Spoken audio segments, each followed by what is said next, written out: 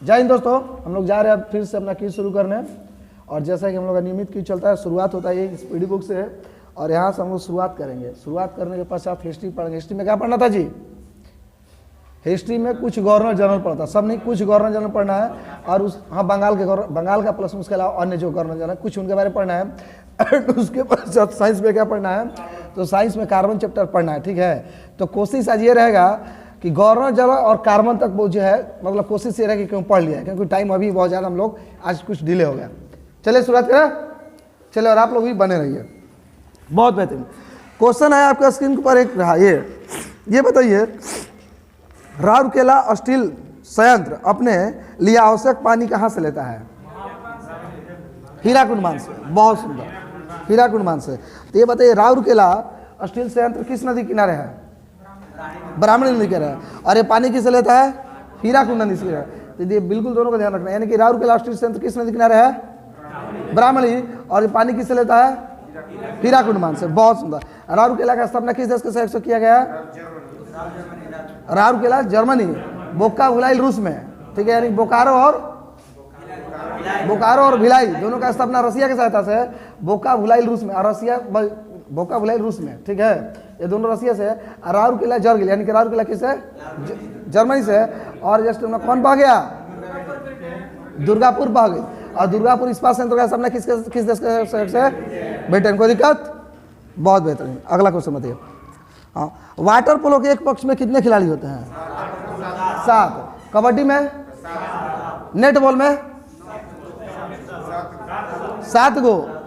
जिनको याद है उनके लिए बहुत बढ़िया, नहीं तो अब सुन लीजिए। वाकने, water polo, kabaddi, netball तीनों में कितना है? 7 गो। और बेखो यानी कि बेसबॉल और खो खो में 9 ठो। बहुत बेहतरीन। अगला जस्ट क्वेश्चन बताइए, बिलौर जो है किसके दरबारी कवि था?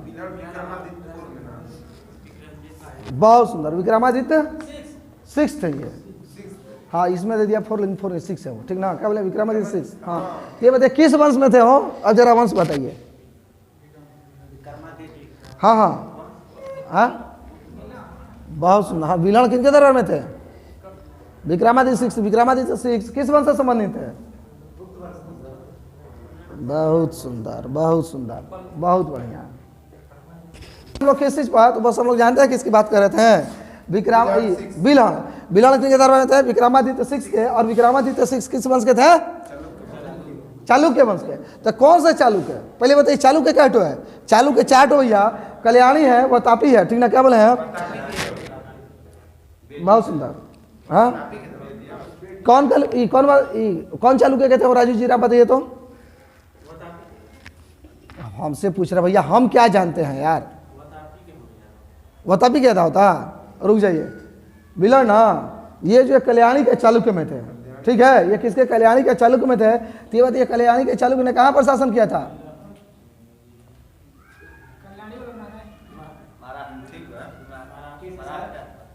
कल्याणी के चालुक्य ने किस राज्य में शासन किया था? महाराष्ट्र में, ठीक है। और वतापी का? कर्नाटक में। और बेंगी का? आंध्र प्रदेश। और पश्चिमी का चालुक्य किसको कहा जाता है? पश्चिमी का चालुक्य किस वंश को कहा जाता है? पश्चिमी का चालुक्य जो है किसको? सोलंकी वंश को नहीं कहा जाता है। बड़ा, लेकिन देखो बताया, बुरा मत मानिएगा, दुख तो लोग हमारा बहुत हद से ज्यादा भाई, हद से ज्यादा तो लोग दुख दिला जा। बात करते हम लोग किसकी? देखिए, जानते हैं, जब चालुक्य की बात नहीं जानते हम लोग, तीनों चालुक्य के बारे में जस्ट पढ़ लेते हैं। कल्याणी के चालुक्य, वतापी के चालुक्य तथा बेंगी के चालुक्य। जब कल्याणी के चालुक्य की बात कर रहे हैं तो इसका स्थापना किसने किया था? कल्याणी के चालुक्य की स्थापना तैलभ द्वितीय ने, ठीक है। कल्याणी के चालुक्य की स्थापना तैलभ द्वितीय ने किया था, ठीक है। और इसकी राजधानी अपना, ठीक है, तैलभ द्वितीय ने किया था, ठीक है। इसकी प्रारंभिक, कल्याणी की प्रारंभिक राजधानी कहाँ थी?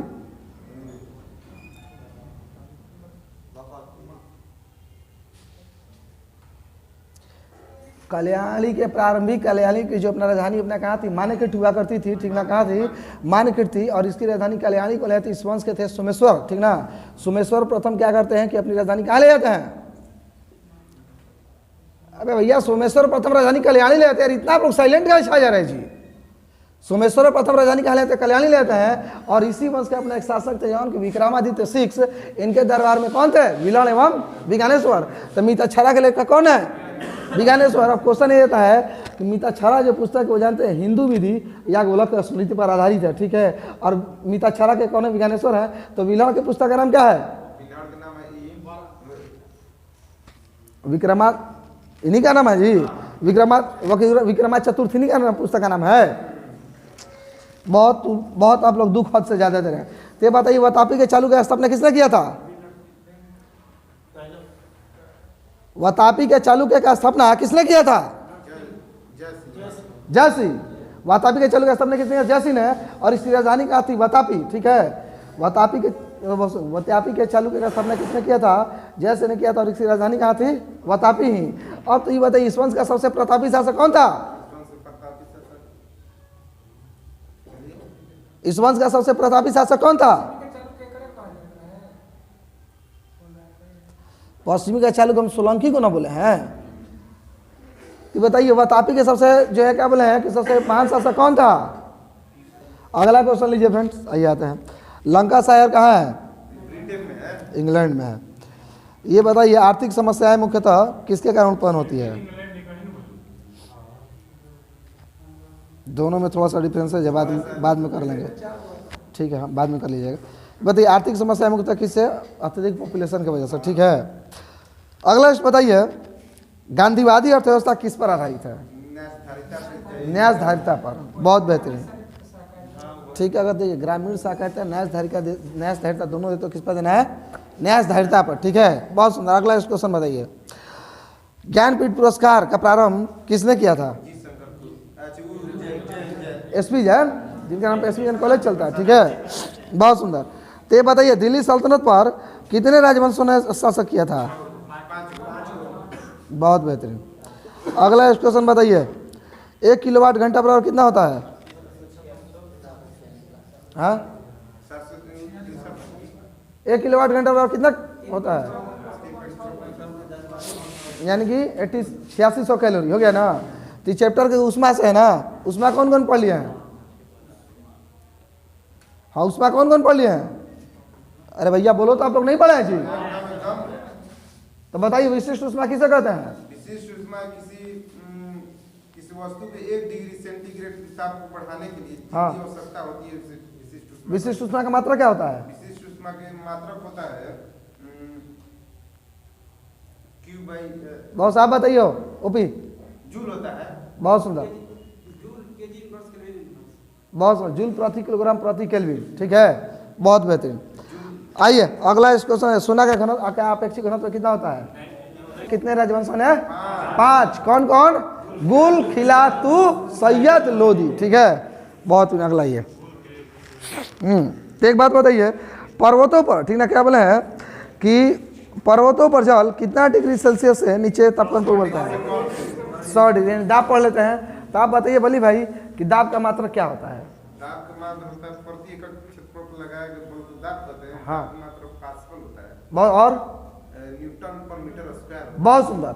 यानी कि देखिए क्या बोलिए एकांक क्षेत्रफल पर लगाया गया बल को हम लोग दाब बोलते हैं। दाब बराबर क्या होता है? फोर्स बाई एरिया, ठीक है। और दाब का मात्रा क्या होता है? न्यूटन प्रति मीटर स्क्वायर अथवा पास्कल होता है, ठीक है। अब देखिए बात करते हैं कि दाब का प्रभाव हमारे डे टू डे लाइफ में, ठीक ना, क्या बोले हैं? दाब का प्रभाव हमारे डे टू डे लाइफ में। तो भैया देखिए जब डे टू डे लाइफ में जब जाते हैं तो देखिए सबसे पहला टू द पॉइंट क्या करते हैं, जब ऊपर जाते हैं तो ये बताइए क्या होता है कि व्यक्ति के नाक से खून आ जाता है। क्यों भाई? मंडलीय दाब कम हो जाता है। तो कम हो जाएगा तो फिर खून कैसे आ गया? नहीं समझे, ये बताइए अब। हाँ नहीं क्या बोलिए दिन मनोज बोलिए। नीचे की गैस नहीं, बस। और बोलिए क्यों? हाँ, बहुत बेहतरीन, बहुत लाजवाब। देखिए होता क्या है कि अभी हम लोग का बॉडी जो उसी के अनुकूल है, ठीक ना, जितना भी बिल्कुल हम लोग पर दाब लगा हुआ है। अब लेकिन जैसे ऊपर जाएंगे क्या होगा? ये तो अपना वायुमंडलीय दाब कम हो गया। जब वायुमंडलीय दाब कम हुआ तो ये क्या किया कि इसका ये, लेकिन इसका तो प्रेशर नहीं ना कम हुआ रक्त वाला, ये तो बोलिए अपना उसी दाब से चल रहा है। उसी वजह से बोलिए क्या होता है कि उसका दाब कम होने की वजह से इसका दाब उतना ही रहता है। और जब उतना दाब कम रहता है तो बोलिए मेंटेन अपना ही कर पाता और सीधा नाक से ब्लड निकल जाता है, ठीक है। अब क्वेश्चन जब बात करते हैं क्या चीज़, तो एक देखिए just question to the point वाली ये आती है। हाँ ये बताइए ऊपर जब अपना कोई व्यक्ति जाता है, ठीक ना, तो फाउंटेन पेन से बोलिए अपना कहीं स्याही निकल जाता है। क्यों? दाब कम हो जाता है, सेम टू सेम वही हो जाता है। अगला यस टू द पॉइंट वाली क्वेश्चन आपका ये है, ये बताइए बैरोमीटर का पाठ्यांक अगर अचानक से नीचे गिर जाए तो क्या होगा? आंधी तूफान। और जब धीरे धीरे ऊपर चढ़े तो साफ मौसम। और यही जब क्या धीरे धीरे नीचे आए तो बारिश। बहुत बेहतरीन। अब जानते हैं हम लोग क्या पढ़े? दाब का प्रभाव, ठीक ना? क्या बोले? दाब का प्रभाव गलनांक तथा क्वथनांक पर। तो ये बताइए दाब बढ़ाने से क्वथनांक पर क्या प्रभाव पड़ता है? बहुत सुंदर। दाब बढ़ाने से क्वथनांक कभी भी क्या होगा? बढ़ेगा। लेकिन अगर जब यही हम बोलते हैं गलनांक पर क्या प्रभाव पड़ेगा जी? देह तोड़ दिया जाएगा, काहे ला घट जाएगा? दाब बढ़ाने पर गलनांक पर जो अपने विभिन्न पदार्थों पर ना डिपेंड करता है, तो काहे नहीं बोल रहे आप लोग? बोल रहे आप लोग घट जाएगा। किससे घट जाएगा? वे सभी वस्तुएं, ठीक ना? क्या बोले? वे सभी वस्तुएं जिनको गर्म करने पर जिनका आयतन बढ़ता है, ठीक ना, दाब बढ़ाने पर उनका क्या होगा? गलनांक बढ़ जाएगा। वे सभी वस्तुएं जिनको गर्म करने पर जिनका आयतन बढ़ता है, दाब बढ़ाने पर गलनांक क्या होगा? बढ़ जाएगा। और यहीं पर ये हो जाएगा कि वे सभी वस्तुएं जिनको गर्म करने पर आयतन घटता है, दाब बढ़ाने पर उनका गलनांक घट जाएगा। क्लियर? कोई दिक्कत? बहुत सुंदर। देखिए जिनका घट जाएगा गर्म करने पर, बर्फ हो जाएगा, ढलवाल हो जाएगा, पीतल हो जाएगा, बिस्मत हो जाएगा, एंटीमनी हो जाएगा। अब क्या बोले कि गर्म करने पर बढ़ जाएगा। कौन कौन भी जाएगा? मोम, तांबा, घी, ठीक है? क्या बोले? मोम, तांबा, घी सब क्या हो जाएगा? बढ़ जाएगा। कोई दिक्कत? बहुत बेहतरीन। नहीं है अगला नेक्स्ट क्वेश्चन बताइए। एक और बात बताइए। अच्छा, प्रतिबल का मात्रा क्या होता है बोली जी? प्रतिबल का मात्रा हाँ यही न्यूटन पर मीटर स्क्वायर। बहुत सुंदर। तो प्रतिबल किसे कहते हैं बताइए तो जरा। प्रतिबल जो होता है ना कि जब हम किसी पर दबा देते हैं तो उधर से भी वो फोर्स करते हैं। बहुत सुंदर। हाँ ठीक तो है। एकांक क्षेत्र पर लगाए गए बल को ही क्या कहते हैं? प्रतिबल ही कहते हैं। और बल, प्रतिबल जो कैसी बल का छोटा भाई है, ठीक है? तो आप बताइए प्रत्यास्था गुणांक बराबर क्या होता है? वो प्रत्यास्था गुणांक बराबर भी न्यूटन मीटर स्क्वायर। बहुत न्यूटन प्रति मीटर स्क्वायर। प्रत्यास्था यानी कि क्या? इसको क्या करना? पैकेट में भर के लेके जाना है। कहाँ ले कैसा ले जाना है? पैकेट में भर के। हाँ पैकेट में भर के ले जाना है। बहुत सुंदर। दाब, प्रतिबल प्लस में प्रत्यास्था गुणांक, तीनों का मात्रक सेम होता है, ठीक है? आप कभी आएंगे प्रत्यास्था चैप्टर पढ़ाया जाएगा तो उसमें बढ़िया से पढ़िए। चलिए अब आते हैं अगला क्वेश्चन। ओहो, तो जस्ट आप लोग को हो 1 कूलम बराबर कितना? 1 कूलम बराबर कितना इलेक्ट्रॉन होता है? बहुत सुंदर। 1 कूलम बराबर 6.25 गुना 10 के पावर 18 इलेक्ट्रॉन होता है। तो ये बताइए 1 इलेक्ट्रॉन बराबर कितना जूल होता है? 1 इलेक्ट्रॉन बराबर होगा 1 इलेक्ट्रॉन बराबर कितना जूल? 1.6 गुना 10 के पावर -19 जूल, ठीक है? तो ये बताइए फेराइडे नियतांक बराबर कितना होगा? केवल 95। बोलिए बोलिए। ठीक है ना? 95 ठीक है। उसका संदेह क्या हो जाएगा? 9.468, ठीक ना? 9.468 गुना 10 के पावर 8, ठीक है, मोल प्रति कूलम, ठीक है? कोई दिक्कत? सॉरी 8 नहीं, 10 के पावर 4, ठीक है? क्या बोले? 10 के पावर 4 मोल प्रति कूलम, ठीक है? कोई दिक्कत नहीं? बहुत बेहतरीन। अगला इस क्वेश्चन बताइए।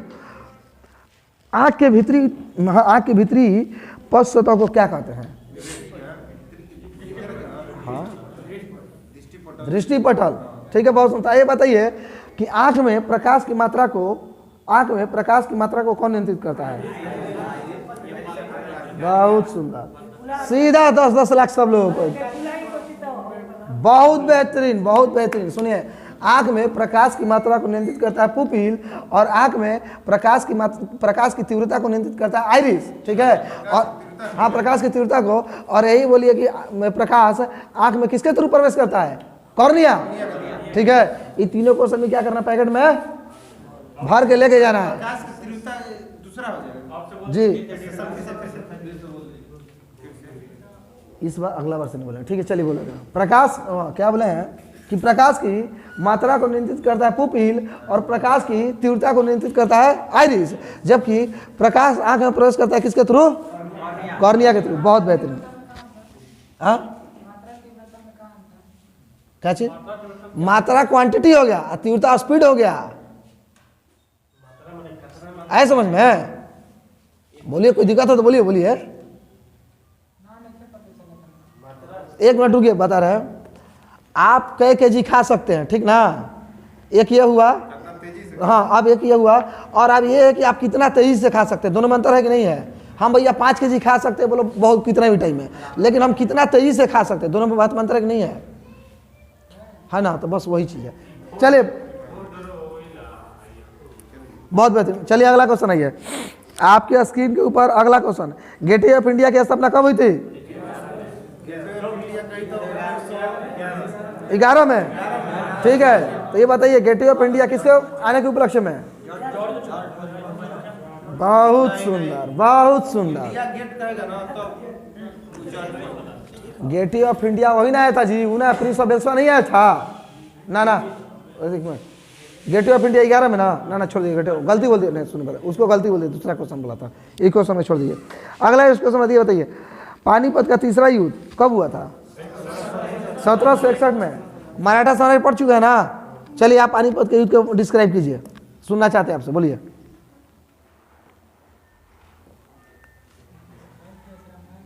बहुत सुंदर। मिथिलेश जी, हाउ आर यू? पानीपत का तीसरा, फटाफट बोलिए। बहुत बढ़िया। पानीपत का तीसरा क्या है अंकित, बोला जाए?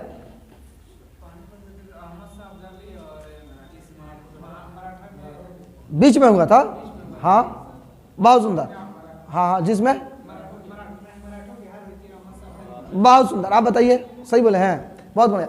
देखिए पानीपत का तीसरा युद्ध 14 जनवरी 1761 को हुआ था। इसमें क्या हुआ था कि एक युद्ध अहमद शाह अब्दाली, ठीक ना, कली तथा मराठा के बीच में हुआ था। और ये युद्ध होने का मुख्य वजह क्या था? लाहौर में अहमद शाह अब्दाली का एक चेला था जिसका नाम था तैमूर शाह, ठीक ना। क्या बोले, लाहौर में एक अहमद शाह अब्दाली का चेला था जिसका नाम था तैमूर शाह। ये लोग क्या किए थे, मराठे लोग उसी को हटा दिए थे और इसी पर अहमद शाह अब्दाली क्या होता है, गुस्सा हो जाता है और भैया आके क्या करता है, इनके साथ पानीपत का तीसरा युद्ध होता है। तो देखिए जो पानीपत का तीसरा युद्ध होता है उस समय मराठा शासक कौन थे? बालाजी बाजी रहते हैं। और इनका नेतृत्व मराठों की तरफ से नेतृत्व सदाशिवराव भाऊ कर रहे थे, ठीक ना। क्या बोले, मराठों की तरफ से नेतृत्व सदाशिवराव भाऊ कर रहे थे। और यहीं से क्वेश्चन आता है कि एकमात्र व्यक्ति जिसने का चीज इस युद्ध को देखा था तो कौन था? पंडित काशीराम। इसके बंदे का नाम पूछता है, ठीक है।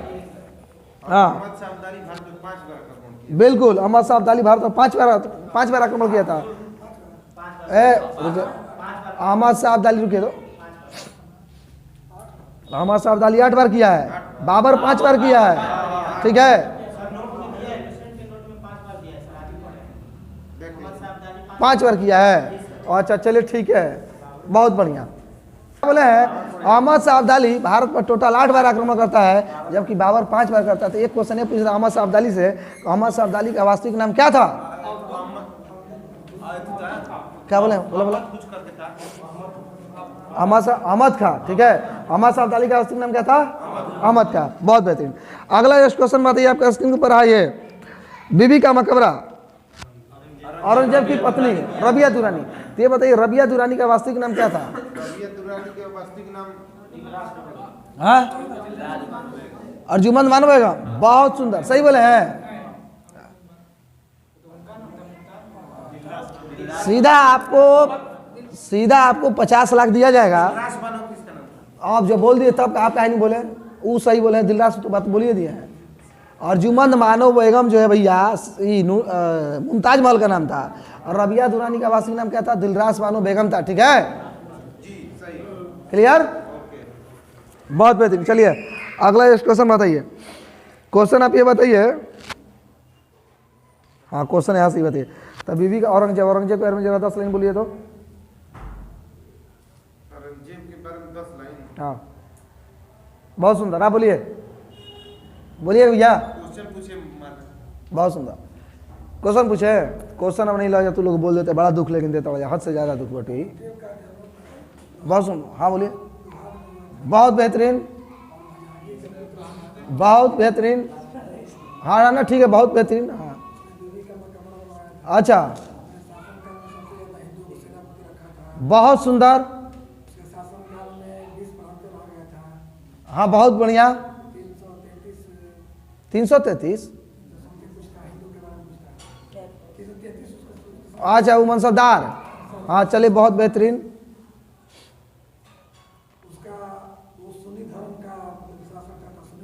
बहुत बेहतरीन। और उसका मतलब था कि अपने इस्लाम धर्म को मतलब सरोज पे ले जाना चाहता था। बहुत बेहतरीन, बहुत बढ़िया, बहुत बढ़िया। ये एक बात हुई। क्वेश्चन पूछे, काहे क्वेश्चन पूछिए, बहुत बात करते किसी औरंगजेब की, ठीक है। इसके पिता का नाम एक थोड़ा ले लीजिए, इसके पिता का नाम शाहजहां था, ठीक है। वो हो जाता, बाकी सब बहुत बेहतरीन था। देखो बहुत जो करते हैं बाबर का जन्म जानते हैं दोहाद में हुआ था, ठीक है। क्या बोले हैं, क्या हुआ, अरे सॉरी औरंगजेब, हाँ औरंगजेब का जन्म की जब बात करें तो औरंगजेब का जन्म जानते हैं इसका जन्म अपना दोहाद में हुआ था। और ये बोले अपना जितना भी टाइमिंग बिताया था वो बोले सबसे ज़्यादा बचपन का टाइम नूरजहाँ के साथ बिताया था, ठीक है। ये नूरजहाँ कौन थे आपको ये भी नहीं मालूम है,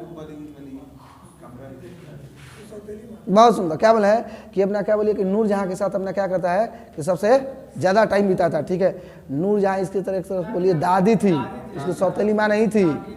अरे जहांगीर की पत्नी मतलब इसकी दादी ना होगी जी, ठीक है। क्या बोला है नूरजहाँ के साथ टाइम बिताता है। इसके गुरु का नाम क्या था, इसके गुरु का नाम का मीर मोहम्मद अमीन था। और ये बोले अपना क्या चीज़ सुन्नी धर्म में बोलिए सबसे, सॉरी मीर मोहम्मद हकीम इसके गुरु का नाम था।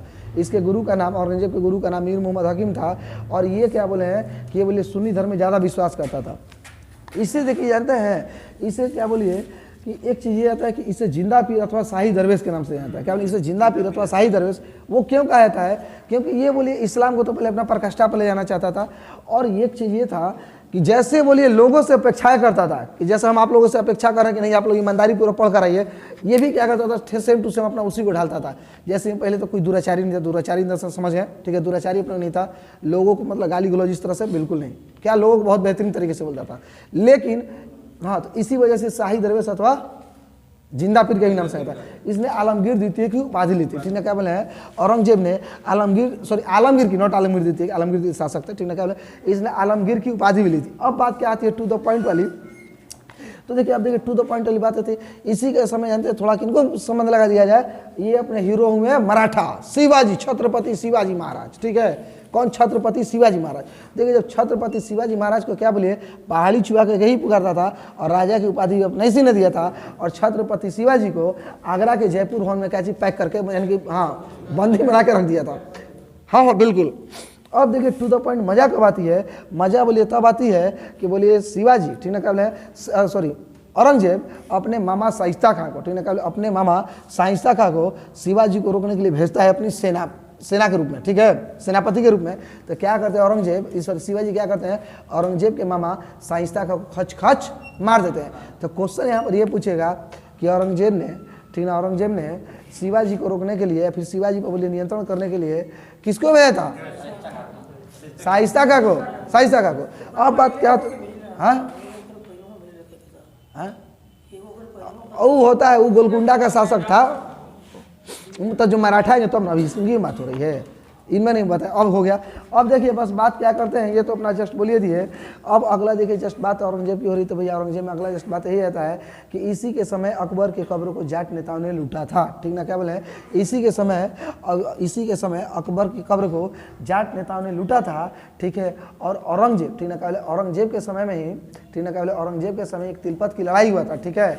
ये तिलपत की लड़ाई अपना क्या बोले जाट नेता को लेकर के था, ठीक ना। क्या बोले ये तिलपत की लड़ाई जाट नेताओं ने किया था, जिसमें जाट नेता गोकुला की मृत्यु हो जाती है, ठीक है। क्या बोले जिसमें जाट नेता गोकुला की मृत्यु हो जाती है तथा राजा राम क्या करते हैं बच जाते हैं, राजा राम बच जाते हैं। और वही बोलिए कि राजा राम ही, ठीक है। क्या बोले राजा राम का भतीजा चुरामन जाट भरतपुर राजवंश का स्थापना करते हैं। हो गया। अब देखिए जस्ट टू द पॉइंट वाली और बात क्या करते हैं, तो यही जानते हैं औरंगजेब, ठीक ना।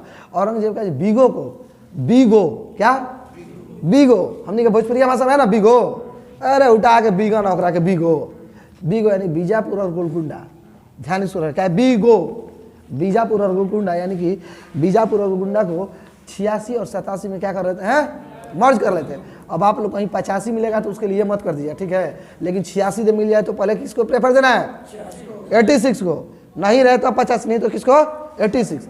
बिकाची बीगो यानी कि बीगो बीजापुर और गोलकुंडा क्या करता है आपस में मर्ज कर रहा था। अब देखिए जस्ट टू द पॉइंट वाली बातें क्या आती है, तो भैया देखिए टू द पॉइंट वाली अपनी बात ये आती है। इसके समय क्या बोलिए कि बहुत सारा बोलिए सबसे अधिक हिंदू मनसबदारों की संख्या और सबसे ज़्यादा थी तो औरंगजेब के समय में थी, ठीक ना। क्या बोले सबसे अधिक हिंदू मनसबदारों की संख्या सबसे ज़्यादा थी तो औरंगजेब के ही समय थी। और औरंगजेब के ही समय क्या बोलिए कि हिंदू सेनापतियों की भी संख्या सबसे अधिक थी। अब क्या आता है कि एक क्वेश्चन ये भी, जब अधिक पे बात हुई तो अधिक से के ले लिए कि मुगल काल में जो बोले प्रांतों की संख्या सबसे अधिक 20, ठीक है, क्या बोले हैं, मुगल काल में प्रांतों की संख्या सबसे अधिक 20 इसी के काल में थी, इसी के काल में थी। बहुत बेहतरीन। अब देखिए टू द पॉइंट वाली बातें क्या आती हैं यहाँ से, जब इसको करते हैं तो देखिए जस्ट टू द पॉइंट वाली बात अपने भैया आती है। इसने जानते हैं विश्वनाथ मंदिर, ठीक है, किस कौन, विश्वनाथ मंदिर, बैद्यनाथ मंदिर, ठीक है, तथा सोमनाथ मंदिर, सॉरी बैद्यनाथ नहीं हो, विश्वनाथ मंदिर, सोमनाथ मंदिर, तथा अपने कहा लिए चेन्ना केशव मंदिर, ठीक है, केशव राय, चेन्ना केशव राय मंदिर, ठीक ना, केशव राय मंदिर, सोमनाथ मंदिर, विश्वनाथ मंदिर तथा केशव राय मंदिर क्या करता बंदा, ये तुड़वाता है। तो क्वेश्चन ये कह देता है कि केशव राय मंदिर का निर्माण किसके समय हुआ था? बहुत बेहतरीन, पिछला बार पढ़ाए थे वहां पर ध्यान लगा था, फिर आप लोग बोले जहांगीर के समय। केशव राय मंदिर का निर्माण किसके समय होता है? जहांगीर के समय। अब ये क्या करता है, ये जानते हैं सिक्कों पर कलमा खुलवाना बंद कर देता है, ठीक है, क्या बोले हैं कि सिक्कों पर कलमा खुलवाना बंद कर देता है, ठीक है, संगीत पढ़ना बंद कर देता है, नवरोज प्रथा पर बंद कर देता है, नवरोज, ठीक है, बिल्कुल, हाँ क्या बोले, हाँ ठीक है, बिल्कुल, होली फेस्टिवल को बंद कर देता है, तुलादान प्रथा बंद कर देता है, भांग की खेती करना बंद कर देता है, इन सभी, हाँ लाडली बोलिए, बहुत बेहतरीन, बिल्कुल सही है, क्या ये सब बोलिए बंद कर देता है, हाँ बिल्कुल, डीएसडी आते हैं, बताते बहुत सुंदर बता देते हैं। तो ये क्या बोले हैं कि ये तो अपना करिए दिया। अब जो बात टू द पॉइंट वाली बात करते थे, बंदा क्या करता है, हाँ इस सबको अपना बंद कर दिया था। अब इसी के समय जानते क्या होता है, ये बोलिए डीएसटी पहले थोड़ा सा चलिए शुरू में चल जाता है, ठीक ना, देखिए ये क्या बोलिए राजा, ये बोले पहला ऐसा मुगल शासक था जिसका 2 बार राज्याभिषेक हुआ था, ठीक है, ये क्या चीज बोलिए एकमात्र ऐसा मुगल शासक जिसका 2 बार राज्याभिषेक हुआ। अब देखिए टू द पॉइंट वाली क्या बात है, ये गद्दी पर बैठने से, ठीक है, गद्दी पर बैठने से पहले ये क्या बोले दक्कन का अपना सूबेदार हुआ करता था, ठीक है, क्या बोले गद्दी पर बैठने से पहले दक्कन का सूबेदार हुआ था। और जब झूठ मूठ का अफवाह मालूम चल जाता है कि भैया कौन मर गए हो, शाहजहां, तो ये बंदा क्या करता है कि दारा सिकों से 3 युद्ध लड़ता है, डीएसडी, कौन, डीएसडी, कौन, डीएसडी, बहुत सुंदर, यानी कि डीएसडी से कौन कौन हो जाएगा, धर्मठ, सामूगढ़ और देवराई, ठीक है, क्या बोला है, धर्मठ, सामूगढ़ और देवराई। धर्मठ और सामूगढ़ दोनों 58 लड़ाता है, और लास्ट बोले निर्णायक युद्ध कौन होता है, देवराई का युद्ध। जब यही बोले ना, जब देवराई का युद्ध होता है तो भैया इसमें क्या होता है, दारा सिकों की मृत्यु हो जाती है, ठीक है, उसमें मृत्यु नहीं होती है, उसको बोले बाद में पकड़ कर लाया जाता है, उसके बारे में कभी दारा सिकों चैप्टर आएगा तो उसको बोले बेहतरीन तरीके से सजा दिया जाएगा, ठीक है।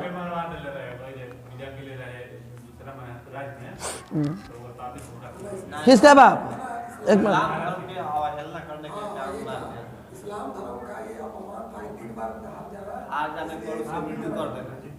हाँ और नहीं तो बोल रहे कि उसके बाप मार दिया था, कौन सा जहाँ नहीं, इसका सुनिए बताते हैं, आप सुनिए बता, दारा सिकों को तो बहुत बेहतरीन तरीके से इस पर बोले बहुत सारा बुक निकला हुआ है, बहुत सारा इनके बारे में बहुत बेहतरीन तरीके से कहानी जानते हैं। आप यही समझिए ना, एक एग्जाम्पल के रूप में समझ रहे हैं कि जब दारा सिकों का जिस दिन शादी था, कहाँ शादी था, दिल्ली में इसके बंदे का शादी हुआ था। जब दारा सिकों का दिल्ली में शादी था तो दिल्ली के बारे में देखिए, उस इतिहासकार का नाम एग्जैक्टली भूल रहे हैं, वो बंदे लिखते हैं कि उस रात में तो किसी को भी वहाँ के निवासियों को मालूम नहीं चला कि रात भी हुआ है। उस बोलिए क्या जी, पूरा बोले दूधिया रोशनी से बोलिए पूरा का पूरा दिल्ली बिखर रहा था, दूधिया रोशनी से पूरा का, अरे औरंगजेब तो हम बोलिए आप न बोले शाहजहां,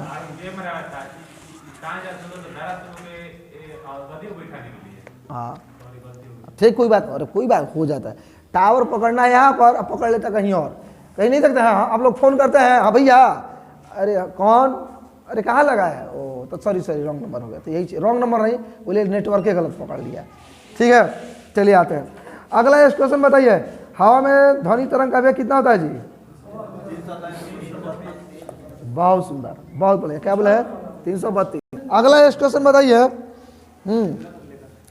कुतुबशाही राजवंश ने कहाँ पर शासन किया था, और आदिल शाही ने बीजापुर, आदिल शाही बीजापुर, और निजाम शाही हैदराबाद, ठीक है, निजाम शाही का हैदराबाद, क्या हुआ, हाँ है ठीक है, ये निजाम शाही हैदराबाद, और इमाद शाही कहाँ किया था जी, बरार में, और बरीद शाही कहाँ किया था, बीदर शाही, बरीद शाही, ठीक है, बड़ी सही कहाँ गया था विदर्भ, ये क्वेश्चन पूछता है, ठीक है। चलिए आइए तो बताइए कैलोरी किसके मापन की इकाई है? ऊष्मा के। चलिए तो हम लोग जानते हैं क्या कर लेते हैं, ईमानदारी पूर्वक, कैसे ईमानदारी पूर्वक हम लोग कैलोरी चैप्टर पढ़ लेते हैं, ठीक ना। चला बहुत सुंदर। तो देखिए कैलोरी जब ऊष्मा चलिए आइए तो पढ़े ऊष्मा पहले किसे कहते हैं, ठीक ना। देखिए ऊष्मा अपना एक प्रकार का एनर्जी है, ठीक है, क्या बोले, हाँ ऊष्मा अपना एक प्रकार का एनर्जी है और किसी वस्तु में कितना ऊष्मा होगा यह उसके किस पर बोले द्रव्यमान पर निर्भर करता है। यानी कि जिस वस्तु का जितना ज़्यादा द्रव्यमान उस वस्तु में उतना ज़्यादा ऊष्मा।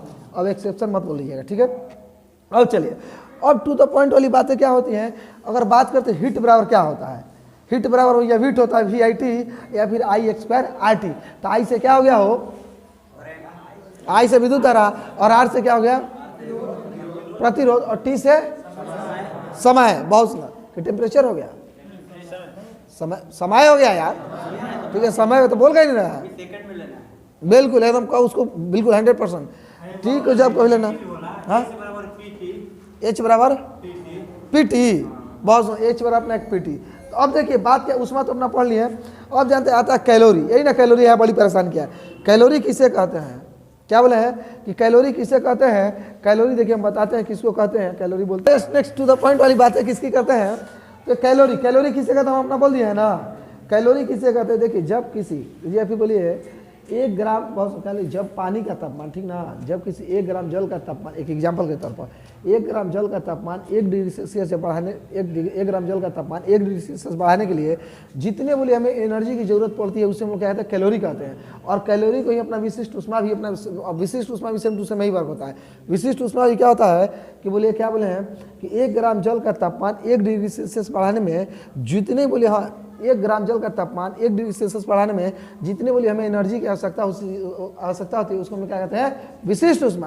देखिए जब विशिष्ट ऊष्मा बोल दी तो विशिष्ट ऊष्मा का मात्रा क्या होता है जूल प्रति किलोग्राम प्रति केल्विन। क्या बोले हैं विशिष्ट ऊष्मा का मात्रा क्या होता है जूल प्रति किलोग्राम प्रति केल्विन। ये हो गया। अब देखिए बात क्या कर रहे हैं, ये तो कैलोरी बोले हैं, तो अब क्या बोले अंतर्राष्ट्रीय कैलोरी फिर किसे कहते हैं। अंतर्राष्ट्रीय कैलोरी में उसका देखिए क्या होता है कि 14.5 डिग्री सेल्सियस है, ठीक ना, 14.5 से 15.5 बढ़ाने के लिए जो बोलिए हमें ऊष्मा की जरूरत पड़ती है उसको अंतर्राष्ट्रीय कैलोरी कहते हैं। तो अब बताइए आप लोग कि ब्रिटिश थर्मल यूनिट बराबर कितना, ब्रिटिश थर्मल यूनिट बराबर कितना होता है, बहुत सुंदर 252, ठीक है कितना, हाँ 252। अब टू द पॉइंट, ये तो अपना हो गया ना, कोई दिक्कत किसी को नहीं ना। और देखिए एक क्वेश्चन कहाँ से क्रिएट करता है, एक क्वेश्चन जस्ट अपना से क्रिएट करेगा और टू द पॉइंट 1 लाख की क्वेश्चन कहाँ से जानते हैं, बोलिए ना, नहीं जानते तो बोलिए क्या बोलिए। टू द पॉइंट अपना क्वेश्चन है फ़ारेनहाइट सेल्सियस रोमर, फ़ारेनहाइट सेल्सियस रोमर और केल्विन। तो ये बताइए केल्विन को पैमाना को कितने भागों में,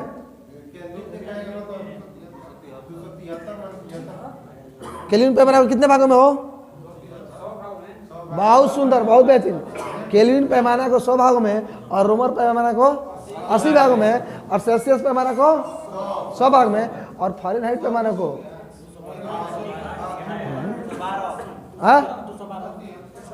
180। ठीक है क्या बोले हैं, फ़ारेनहाइट पैमाना को कितने पार्ट में 180, बहुत बेहतरीन। अब देखिए क्या होता है C/5 बराबर है -32/9, ठीक है क्या बोले हैं C/5 बराबर है -32/9 या फिर कह लीजिए C/5, ठीक ना, C/5 बराबर के -273, सॉरी C/5 32/9, ठीक है क्या बोले C/5 बराबर के -273 बटा में 5।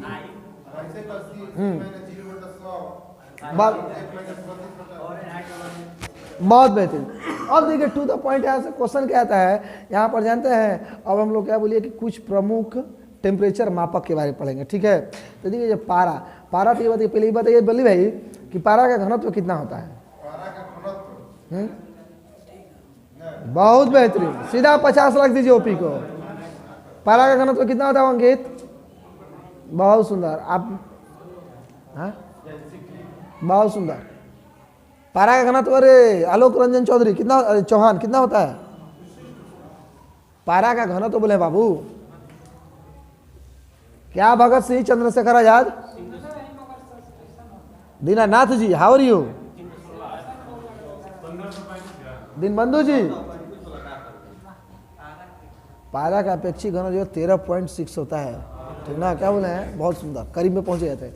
पारा का अपेक्षित घन कितना 13.6 होता है, और पारा कितना पर जमता है, -39 डिग्री, ठीक ना, क्या बोले हैं, -39 -39 डिग्री पर जमता है। अब देखिए टू द पॉइंट वाली, तो ये बताइए कि पारा का समस्थानिक नहीं, क्वेश्चन यहाँ से था, चलिए उसको छोड़ देते, बाद में आगे ध्यान तो बोले नहीं। तो अब देखिए, ये बताइए पारा तापमापी से कितना टेम्परेचर, कितना डिग्री तक के टेम्परेचर को हम लोग माप सकते हैं, टेम्परेचर -30 से 350 डिग्री सेल्सियस, ठीक है। तो ये बताइए अल्कोहल, ठीक ना, ये बताइए कि अल्कोहल, जब अल्कोहल की बात करती है, बताइए कि अल्कोहल कितना डिग्री सेल्सियस पर जमता है, बहुत बेहतरीन, -115 डिग्री अथवा -114 डिग्री, ठीक है, दोनों देता है।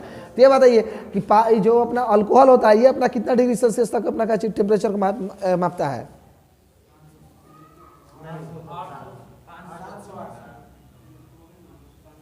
अरे कैसे हैं कमलेश जी, बहुत सुंदर, अरे भानु क्या लगा, बहुत सुंदर, कितना, ये देखिए बताते हैं, अगर पढ़ाई से गद्दारों के रूप में नाम आएगा तो उसमें सबसे पहला आप लोग का नाम आएगा, कि पढ़ाई से सबसे बड़ा का गद्दार कौन था, तो आप लोगों से बड़ा का गद्दार कोई नहीं था, है ना, बहुत सुंदर। इससे जो -40 डिग्री तक अपना किया जाता है, ठीक है। हाँ, अगला ही है, तो क्या पारा, अल्कोहल अपना बोल दिया, पारा बोली देती, बताइए नाइट्रोजन तापमापी बताइए जी, क्या हाल है ओपी, कितना, बहुत सुंदर। दीपक जी कुछ, कोई बात नहीं। अरे अंकित क्या हाल है, आलोक रंजन, अरे हाउ आर यू,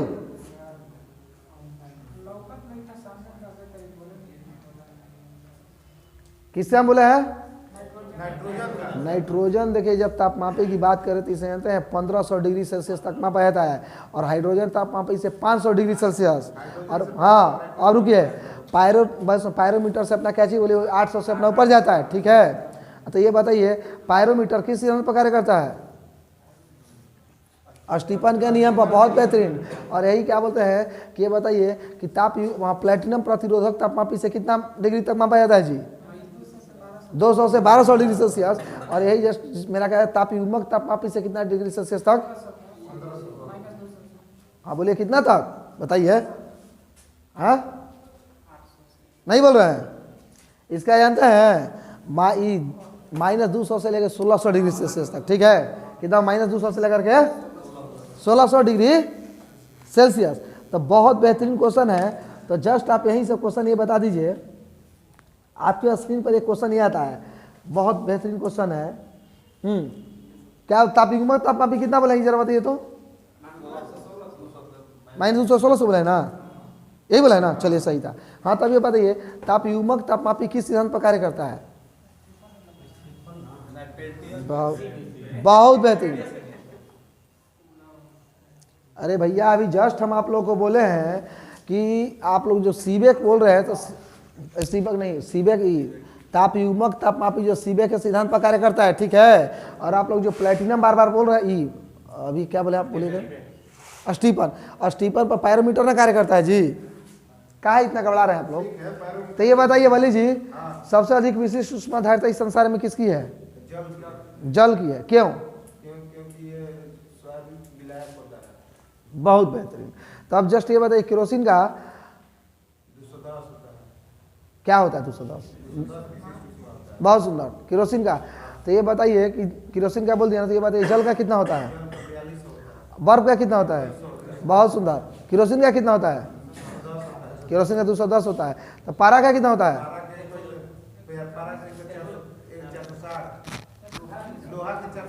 लोहा का 460 होता है, ठीक है। पारा का 140 होता है, पारा कितना बोला है 140। तो ये बताइए 130 किसका होता है, वो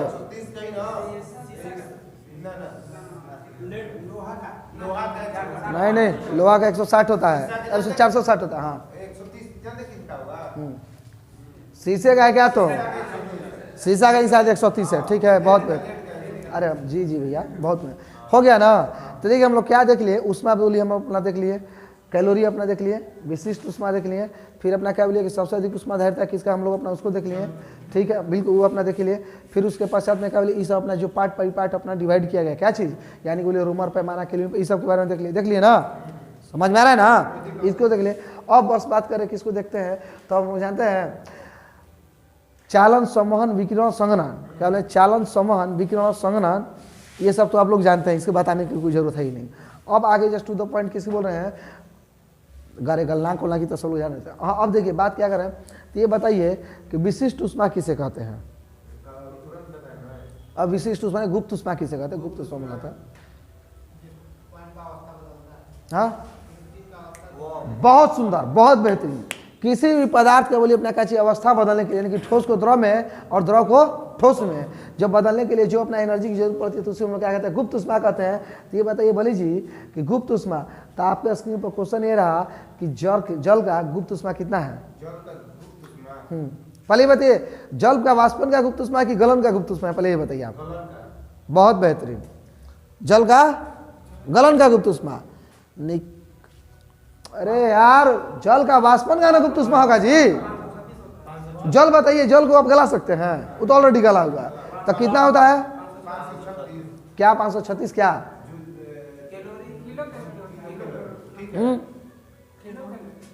बहुत सुंदर दीनानाथ जी, हाउ आर यू। तो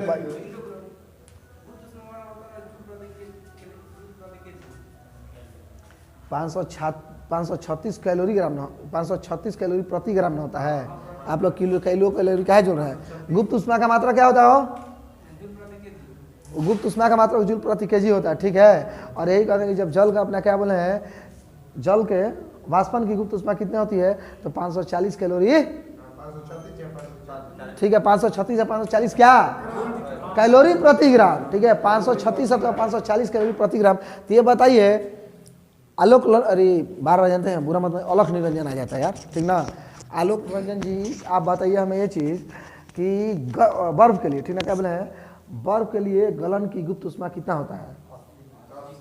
फिर अधूरा यार, पूरा कहा नहीं बोलते हैं 80 क्या। आप तो प्लीज आपसे 2 मिनट शांत रहिए ना, बोलिए। बहुत बढ़िया, आप बताइए हो कितना होता हो।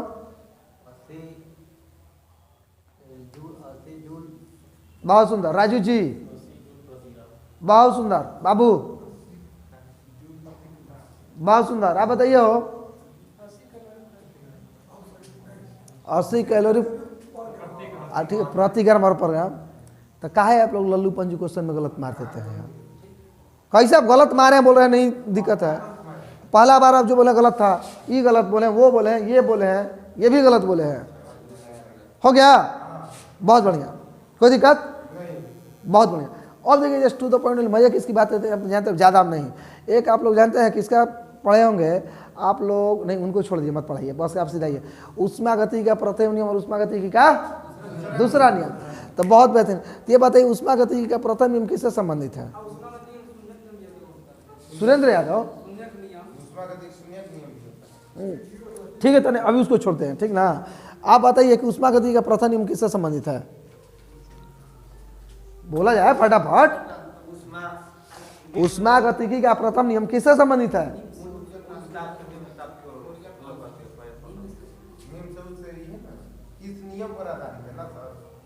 अरे भैया उष्मा गति का प्रथम नियम ऊर्जा संरक्षण से नहीं है यार, तो काहे नहीं बोल रहे हैं। हाँ उष्मा गति का प्रथम नियम ऊर्जा संरक्षण से है, ठीक है। अतिवत उष्मा गति का दूसरा नियम किससे है, उष्मा गति का दूसरा नियम किससे है जी।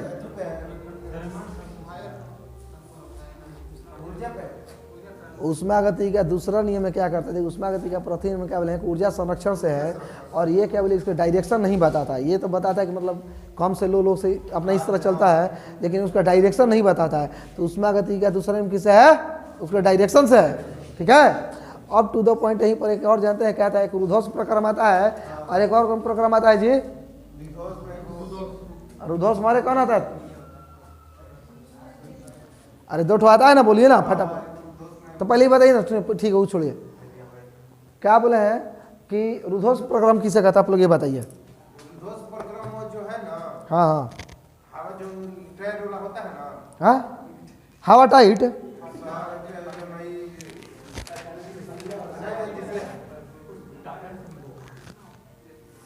जो साइकिल का टायर होता है ना, जी जी होता है जो अचानक पड़ता है तो उससे क्या पड़ जाता है।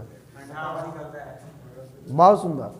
रुद्धोष्म प्रक्रम ये कहता है, ठीक ना, कि कोई भी बोलिए किसी निकाय में अपना एक ऐसा हुआ परिवर्तन, ठीक ना, कल किसी भी निकाय में हुआ ऐसा परिवर्तन, ठीक ना, जो दूसरे को तो प्रभावित कर दे लेकिन खुद प्रभावित ना हो। अब इसका सिंपल से एग्जांपल लिया जाए तो गर्मी के दिन में क्या होता है भैया, गर्मी के दिन में क्या होता है, साइकिल से देख रहे हैं कहते हैं बार बार पंचर हो गया, पंचर इन द सेंस कि उसमें कुछ गड़ नहीं गया, उसमें क्या बोलिए कहते हैं कि बार बार इसका हवा निकल जा रहा है। क्यों निकल जाता है, यही रुद्धोष्म प्रक्रम की वजह से निकल जाता है, ठीक है। तो अब ये कहता है समताप प्रक्रम। समताप प्रक्रम किसे कहते हैं हो,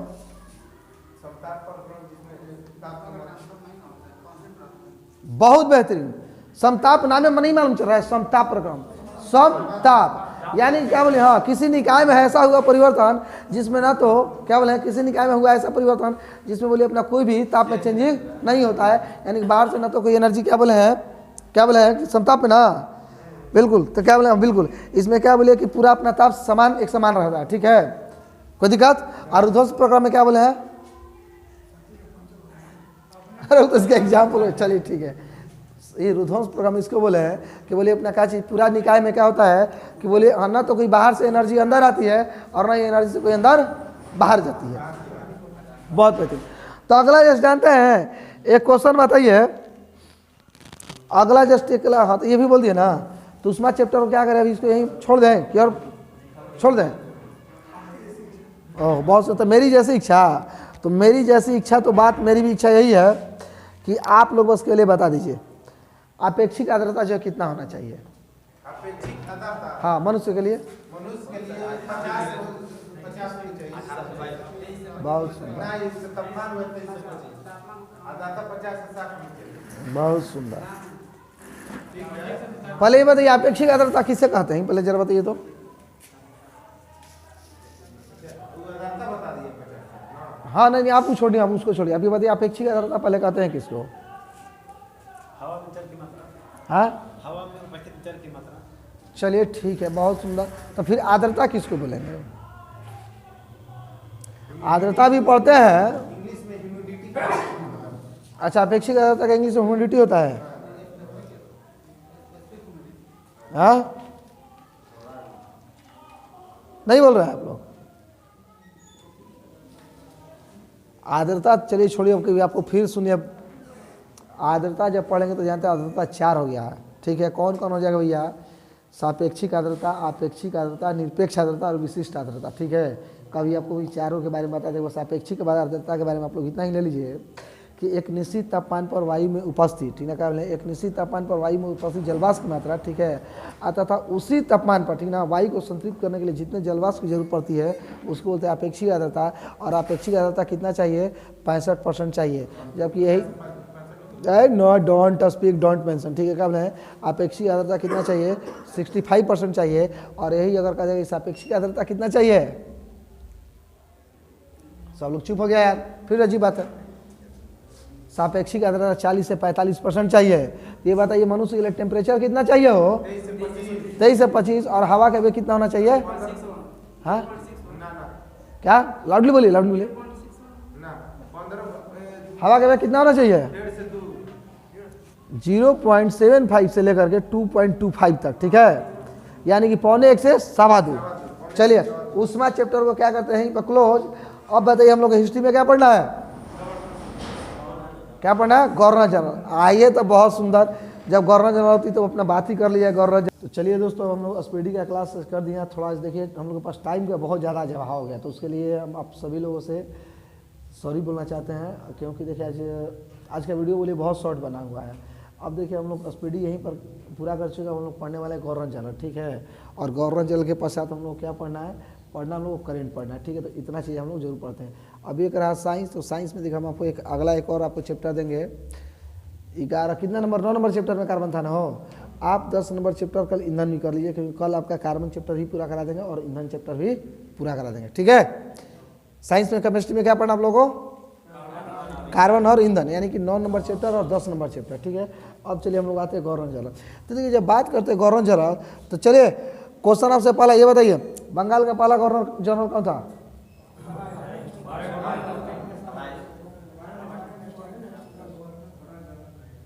बहुत सुंदर। बंगाल का पहला गवर्नर कौन था? बहुत बेहतरीन। देखिए जो, हाँ बिल्कुल, इसको क्या करना है, पैकेट में भर के लेकर जाना। जिनको आता है तो बढ़िया है, जिनको नहीं है तो उनको लेकर जाना। बंगाल का प्रथम गवर्नर जो रॉबर्ट क्लाइव था, ठीक है, और बंगाल का प्रथम गवर्नर जनरल कौन था? Warren Hastings. तो भारत का बहुत भारत के नहीं बोले हैं, कंपनी के अधीन भारत का प्रथम गवर्नर जनरल कौन था? वारेन हेस्टिंग्स ही था। ठीक है, तो ये बताइए कि भारत का प्रथम गवर्नर जनरल कौन था? बहुत William Bentinck. Lord nobody, you don't have to say. ठीक है, बहुत क्या बोले हैं कि विलियम बेंटिक था। ठीक है, विलियम बेंटिक का क्या था? भारत का प्रथम गवर्नर जनरल था। तो ये बताइए कि भारत का प्रथम वायसराय कौन था? कैनिंग था। तो भारत का अंतिम गवर्नर जनरल कौन था जी? ठीक है, भारत का प्रथम वायसराय अंतिम गवर्नर वही ना थे। तो ये बताइए कि स्वतंत्र भारत के, ठीक ना, क्या बोले, हाँ ठीक है, एक मिनट आप लोग क्या बोले, भारत का अंतिम गवर्नर जनरल किस? अच्छा हाँ ये बताइए, तो भारत का अंतिम वायसराय कौन था?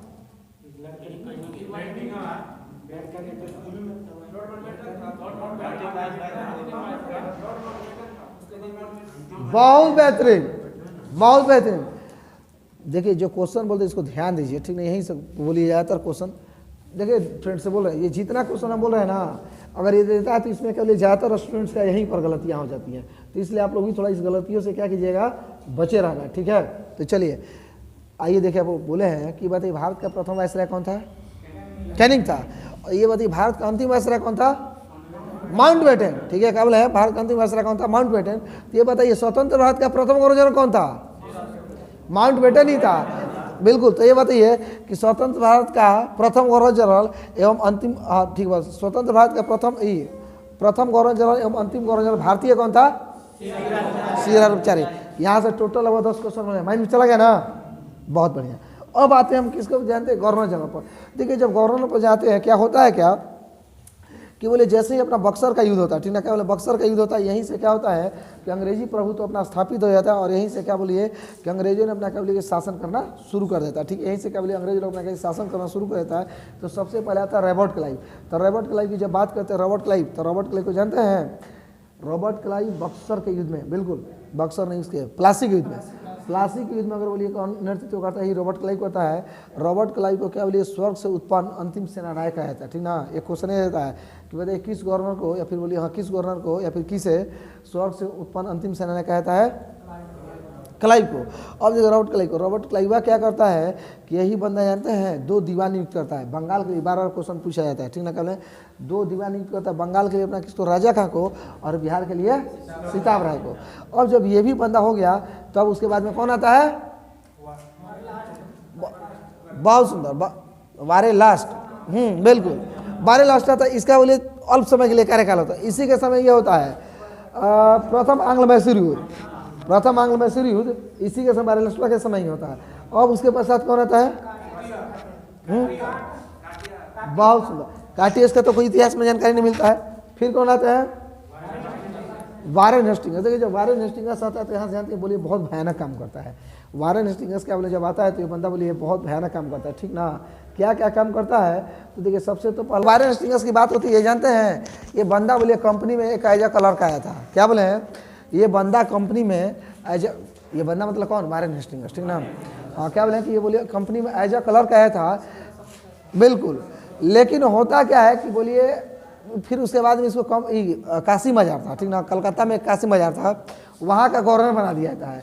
फिर गवर्नर के बाद फिर बोले बंगाल का गवर्नर इसको बनाया जाता है, और फिर बंगाल का गवर्नर बनाने का चाहिए उसको बोले भारत का गवर्नर जनरल बना दिया जाता है। तो इसमें बोलिए कि टैलेंट था, क्या हुआ अपना धीरे धीरे धीरे धीरे ऊपर की तरफ बढ़ता गया। और देखिए जस्ट टू द पॉइंट वाली हम बात करते तो क्या होती है, 1 लाख की बात ये होती है कि ये देखिए करता क्या है, ये जानते हैं सर्वप्रथम कोषागार को, ठीक है, सर्वप्रथम कोषागार को मुर्शिदाबाद से कलकत्ता लाया था, ठीक है। क्या बोले कोषागार को मुर्शिदाबाद से कलकत्ता कौन लाता है? Warren Hastings. बहुत बढ़िया, ये तो अपना कर दिया। और देखिए टू द पॉइंट वाली और अपनी क्या बातें होती हैं तो देखिए, और देखिए अपने टू द पॉइंट वाली बातें अपने यही बोलिए अपना सर्वप्रथम फौजदारी अदालत, ठीक ना, तथा दीवानी अदालत, ठीक है, क्या बोले हम, फौजदारी अदालत तथा दीवानी अदालत का गठन करता है। तो ये बताइए फौजदारी अदालत को क्या कहा जाता था, तो सॉरी फौजदारी अदालत किसका देखरेख करता है, फौजदारी अदालत में किस किस की सुनवाई की जाती है बताइए। बहुत सुंदर, अब सही है। फौजदारी मतलब क्या चीज, मारपीट झगड़ा, जो मारा काटी मर्डर होता है ऐसा। और दीवानी में वही क्या चीज, शादी विवाह, खेती जमीन, ये सब का होता है, ठीक है। अब देखिए होता क्या है कि जो अपना बोले दीवानी और एक बोले फौजदारी, तो जो दीवानी अदालत चलता था उसमें यहाँ पे जातिगत कानून लगाया था। जातिगत इन द सेंस से है कि मुस्लिमों के लिए मुस्लिम कानून और हिंदू के लिए हिंदू कानून, लेकिन फौजदारी में सिर्फ और सिर्फ मुस्लिम कानून लगाया था। हो गया। अब टू द पॉइंट, ये बंदा क्या करता है कि इसके समय बोलिए बहुत सारा वर्क होता है। वर्क से क्या क्या करता है, तो ये अपना क्या बोलिए कि कलकत्ता में, कलकत्ता में सबसे पहला मदरसा का निर्माण कराता है ना जी, कलकत्ता में, हाँ 81 में, बहुत सुंदर। कलकत्ता में सर्वप्रथम 1781 में क्या बोले मदरसा का निर्माण अपना ही कराता है। फिर रिंग ऑफ फेस की नीति अपना ही अपनाता है, ठीक है, क्या बोले रिंग ऑफ फेस की नीति अपना ही अपनाता है। बोर्ड ऑफ रेवेन्यू का भी स्थापना कौन करता है, वारेन हेस्टिंग्स ही करता है। अब देखिए इसके अलावा ये क्या करता है, एक बंगाली बोलिए क्या जी ब्राह्मण थे, नाम था नंद कुमार, क्या बोले एक बंगाली ब्राह्मण थे, नाम था नंद कुमार। उनको बंदा ये क्या करता है कि झूठ मूठ का आरोप लगा के फांसी की सजा दिलवाता है, ठीक है, क्या बोले झूठ मूठ का आरोप लगा करके फांसी की सजा दिलवाता है। अब उसके पश्चात ये बंदा, और देखिए क्या इस टाइम में क्या और क्या होता है कि बोलिए अपना सर्वप्रथम संस्कृत विश्वविद्यालय का स्थापना, बिल्कुल सुनिए, ठीक है सुनिए, संस्कृत विद्यालय का स्थापना यहीं पर अपना काची बोलिए बनारस में जोनाथन डकन के द्वारा 1782 में किया था, ठीक है। फिर क्या होता भैया, तो फिर अपना इसी के समय अपना क्या बोलिए कि गीता का अंग्रेजी में अनुवाद, ठीक ना, कौन करता है गीता का अंग्रेजी में अनुवाद, विलियम विल्किंस या चार्ल्स विल्किंस, ठीक है। तो क्या बोले गीता का अंग्रेजी अनुवाद इसी के समय होता है। और एशियाटिक सोसाइटी की स्थापना 1784 में भी इसी के समय होता है। अब क्या होता है कि देखिए भारत का अपना क्या बोले कि पहला भारत का अपना पहला समाचार पत्र कौन है, बंगाल गजट। बंगाल गजट को भी अपना सर्वप्रथम प्रकाशित इसी के समय किया था, ठीक ना, क्या बोले है बंगाल गजट को भी सर्वप्रथम प्रकाशित इसी के समय किया था। अब टू द पॉइंट वाली क्या आती है, एक देखिए आप लोगों को तो, हाँ ये बताइए देश शासन कौन लगा जाओ, रॉबर्ट क्लाइव, बहुत बेहतरीन। देश शासन को लगाया था रॉबर्ट क्लाइव, जबकि ये बंगाल में देश शासन खत्म कौन करता है, वारेन हेस्टिंग्स। तो देखिए क्या करता है, बंगाल में देश शासन खत्म करता है, दोहरी शासन नीति को अपना प्रणाली को अपना ही खत्म करता है, ठीक है। देश शासन खत्म करता है प्लस में दोहरी शासन प्रणाली की नीति को भी अपना वारेन हेस्टिंग्स ही खत्म करता है। और देखिए वारेन जो रॉबर्ट क्लाइव क्या किया था, बंगाल और बिहार के लिए अपना 2 दीवान को नियुक्त किया था। किसको किसको भैया, राजा खां और सीताब राय को। तो ये क्या करता है, राजा खां और सीताब राय दोनों लोग क्या कर देता है, हटा देता है कि नहीं भैया आप लोग काम करो यहाँ से आउट हो जाओ, क्या बोले कि नहीं भैया आप लोग यहाँ से क्या करो हट जाओ और आउट हो जाओ। अब एक क्वेश्चन ये आता है कि देखिए एक अपना मीर जाफर की विधवा थी, ठीक ना, जिसका नाम था मुन्नी बेगम, ठीक क्या बोले है मीर जाफर की विधवा थी, नाम था मुन्नी बेगम। ये क्या करता है, सम्राट की देखरेख के लिए अपना लगाता है। लेकिन फिर क्या करता है, सॉरी मीर जाफर की विधवा मुन्नी बेगम सम्राट की देखरेख करती थी। मुन्नी बेगम को हटा कर क्या करता है, किसको करता है, सीताब राय को फिर वहाँ पर नियुक्त करता है, ठीक है। हाँ सीताब राय को वहाँ पर क्या करता है, नियुक्त करता है कि अब सम्राट का देखरेख अब तुम ही करोगे, ये भी अपना हो गया। और देखिए जस्ट टू द पॉइंट वाली बात करते हैं, तो और इस समय बताइए और क्या होता है, हो गया सही में, और क्या होता है जी, बहुत सुंदर, बहुत सुंदर। दूसरा आंग्ल मैसूरी इसी के समय होता है, या प्रथम आंग्ल मराठा इसी के समय होता है जी, क्या बोला है कि दूसरा आंग्ल संधि इसी के समय, प्रथम आंग्ल मराठा इसी के समय होता है। तो थोड़ा ध्यान लगिए तब। तो इस तरह से हम लोग क्या करते हैं, वारेन हेस्टिंग्स को हाँ यहाँ पर खत्म करते हैं। वारेन हेस्टिंग्स का कार्यकाल कब से कब था, 74 से 85, 74 से 85। तो अब बताइए कि वारेन हेस्टिंग्स के बाद में कौन आता है, वो हाँ बहुत बेहतरीन। वारेन हेस्टिंग्स के बाद मैकफर्सन आता थी, बताइए मैकफर्सन का कार्यकाल कितना था, बहुत 85 से 86। इसका ही बोलिए कोई महत्वपूर्ण वर्ग नहीं है। मैकफर्सन के पश्चात कौन आता है, हाँ मैकफर्सन जो अपना अस्थायी गण हो जाता था, बिल्कुल सही है। हाँ तो ये बताइए कि इसके मैकफर्सन के पश्चात कौन आता है, बोलिए बोलिए बोलिए,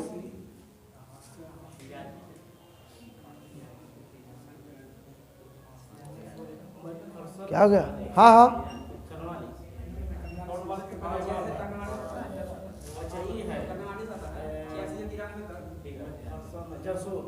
जसोर,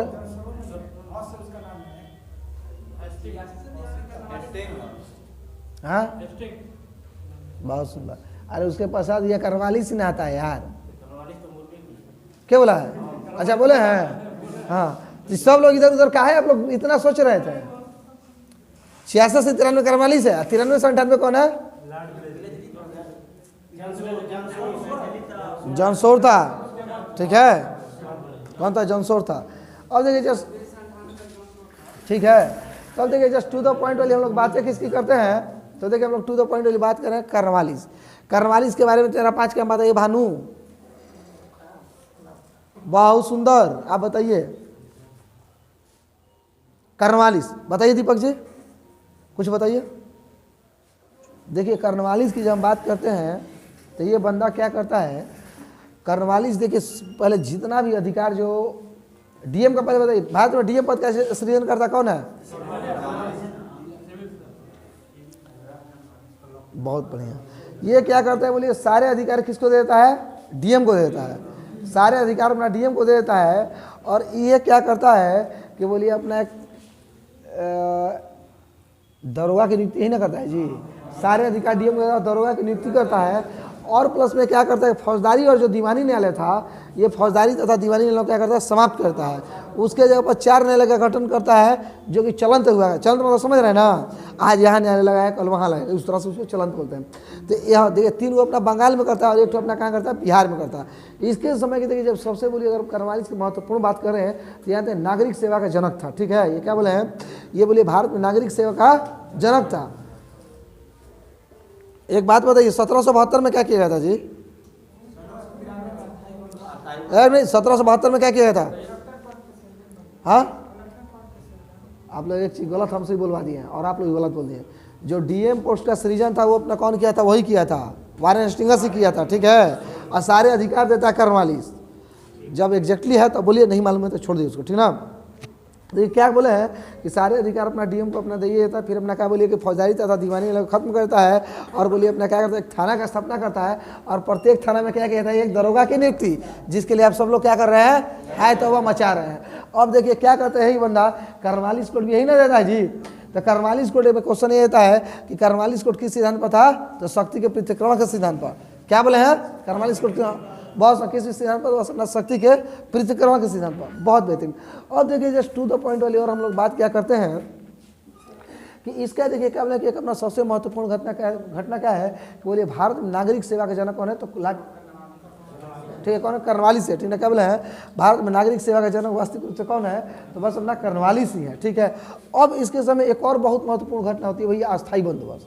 अस्थायी बंदोबस्त आता है, देखिए अस्थायी बंदोबस्त उसे कहते हैं जमींदारी व्यवस्था कहते हैं, ठीक है। अस्थायी बंदोबस्त, जमींदारी व्यवस्था, ठीक है। फिर अपना ले लीजिए इराजेदारी व्यवस्था, सूर्यास्त कानून, ये सब अस्थायी बंदोबस्त को ही कहते हैं। तो देखिए अस्थायी बंदोबस्त की जब बात की तो अस्थायी बंदोबस्त को कौन लाया था? लाया तो ये सर जॉनसोर ना, ठीक है। बहुत क्या बोले हैं, अस्थायी बंदोबस्त को कौन लाता है? तो सर जॉनसोर लाता है। और इसको बोलिए बनाता, सर जॉनसोर लाता है और लाता है या फिर बनाता है। और ये किसके समय होता है? करवालिस के समय। तो देखिए जब इसको जब अस्थायी बंदोबस्त 1793 तक ला दिया गया। अस्थायी बंदोबस्त को देखिए 1793 में सर जॉनसोर के द्वारा बनाया जाता है, उसमें भारत का करवालिस था। तो देखिए अस्थायी बंदोबस्त में क्या क्या था ये जानते हैं? मेनली 4 अथवा 5 जगह इसको डाला जाता है। कहाँ? बिहार में, बम्बई में, बनारस में, मद्रास में, ठीक ना। और शायद पंजाब में भी। बिहार में, बम्बई में, मद्रास में, ठीक है। एक अपना कहाँ बोले हैं? पंजाब में। ये 4 या 5 जगह पर डाला जाता है। अब होता क्या है कि देखिए अस्थायी बंदोबस्त जो था इसमें जानते हैं ये इसमें झमेला ये था कि 90% जो है अंग्रेजों के पास चला जाएगा। टोटल राजस्व का 90% किसके पास? अंग्रेजों के पास चलेगा। और 10% किसके पास रहेगा? हाँ, जमींदारों के पास 10% जमींदारों के पास रहेगा। और 10% जमींदार जिससे समझो अपना देगा लेबर को या फिर किसी को। तो अब ये क्वेश्चन बताइए कि इसको सूर्यास्त कानून क्यों कहते हैं? बहुत सुंदर। इसमें क्या होता था कि टैक्स को जानते सूर्यास्त से पहले क्या करना था? हाँ, कि आपको भैया टैक्स दे ही देना, ये इस तरह से होता था। और बहुत बेहतरीन। तो इनको अपना क्या करते हैं हम लोग बंद करते हैं। और उसके पश्चात में क्या है, किसके बारे में पढ़ लिया जाए? करवालिस सर जॉनसोर। तो सर जॉनसोर का है चर्चा में है जी। बहुत किसके विरुद्ध? अफगानिस्तान के विरुद्ध शॉर्ट आंसर से बस एक एक क्वेश्चन याद रख लीजिए कि इसने क्या क्या हस्तक्षेप नीति अपनाई थी और किसके विरुद्ध, अफगानिस्तान के विरुद्ध। अब उसके पश्चात में कौन आता है, ब्लेजली। बहुत देखिए जब ब्लेजली आता था, चलिए ये बताइए फोर्ट विलियम कॉलेज का निर्माण किसने कराया था, ब्लेजली। खुद को बंगाल का शहर कौन कहता था, ब्लेजली। अगला प्रश्न बताइए, भारत में सहायक संधि की सहायक संधि का प्रयोग किसने किया था, बहुत बढ़िया, मालूम था आप लोग गलती मारिएगा। सहायक संधि का प्रयोग किया था डुप्ले ने, जबकि इसकी शुरुआत किसने की थी, ब्लेजली ने, ठीक है, बहुत बढ़िया। तो ये बताइए कि ब्लेजली के सहायक संधि का सर्वप्रथम स्वीकार किसने किया था, हैदराबाद के निजाम ने, बहुत बेहतरीन, हैदराबाद के निजाम ने। तो अब देखिए अब आएगा किसको देख लीजिए, ब्लेजली। तो देखिए जब लोग ब्लेजली की बात करते तो फिर ब्लेजली का है चर्चा में, पहले इसको देख लीजिए। ब्लेजली जो बोलिए गवर्नर था, ये बोलिए बड़ी थोड़ा हरामी टाइप का था, ठीक ना। ये क्या करता है, पहले खुद को बोलिए बंगाल का शेर कहता है, खुद को क्या बोले कि खुद को बंगाल का शेर अपना ही कहता है। और इसने फोर्ट विलियम कॉलेज का निर्माण कराया था, ठीक है, क्या बोले, इसने फोर्ट विलियम कॉलेज का निर्माण कराया था। और इसी ने बोलिए क्या प्रेस सेंसरशिप लगाया था, ठीक ना, क्या बोले, इसी ने प्रेस सेंसरशिप भी अपना इसी ने लगाया था। अब इसके अलावा एक करता क्या है कि इसी के समय जानते हैं, देखिए बहुत बेहतरीन बात बोल रहे थे ब्लेजली के बारे में, ध्यान पर से हट गया। हाँ, सहायक संधि की शुरुआत कौन करता है, तो ब्लेजली ही करता है, ठीक है। और ये बताइए कि इसका सर्व, हाँ, सहायक संधि की शुरुआत ब्लेजली करता है। और ब्लेजली के सहायक संधि को स्वीकार करने वाला प्रथम राज्य कौन था, हैदराबाद का निजाम, ठीक है, हैदराबाद का निजाम। तो एक क्वेश्चन यही बताइए कि सहायक संधि क्या थी,